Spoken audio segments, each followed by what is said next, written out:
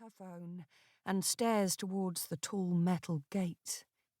Where is he? What's taking so long?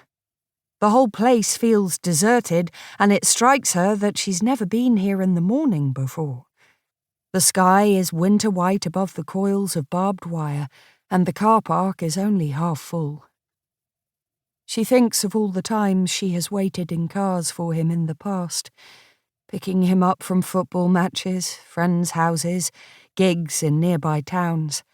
She used to crank her stereo up loud as she waited, Leo looking half embarrassed and half proud when he appeared.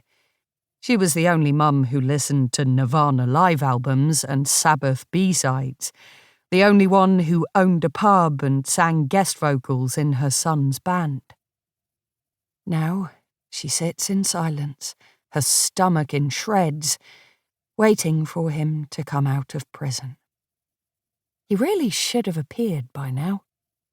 Flicking on the radio, she whizzes through the stations in search of something he'll like, but all the songs seem fraught with pointed lyrics or painful memories, so she hits the off button and the silence returns.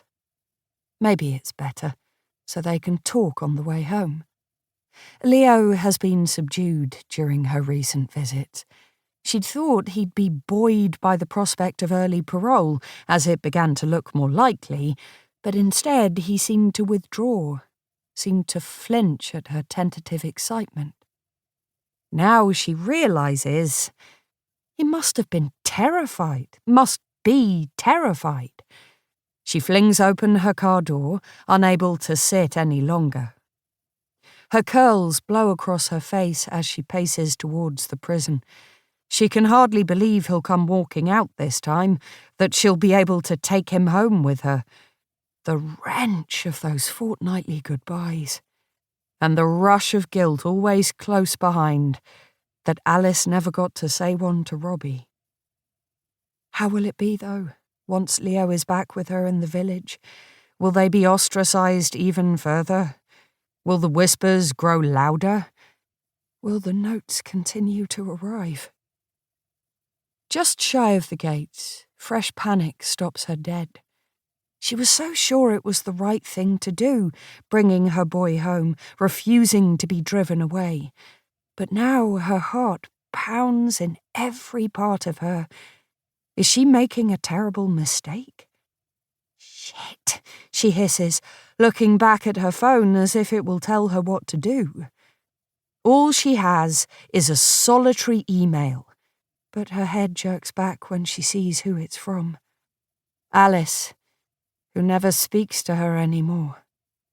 Alice, who blocked her number a week after Robbie's death, when Chrissy said the stupid thing, the careless thing, and ruined their friendship forever.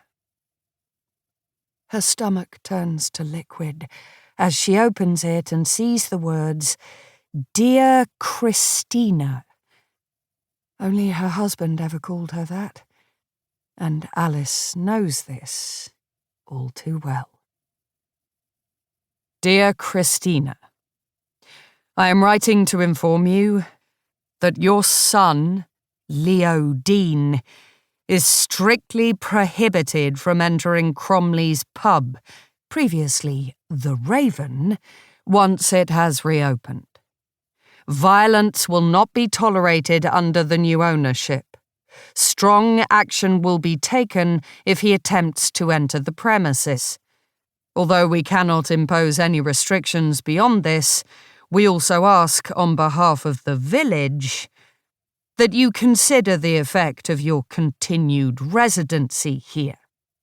Sincerely, Alice Lowe and the pub committee. Chrissy exhales shakily, then reads it again, staggered by the formal wording, the sting of that final sentence. It was manslaughter, she thinks, her eyes blurring with tears. Involuntary manslaughter. He pleaded guilty. Haven't we been punished enough? If a parole board can decide Leo is no threat to his community, why can't people who've known him all his life try to do the same?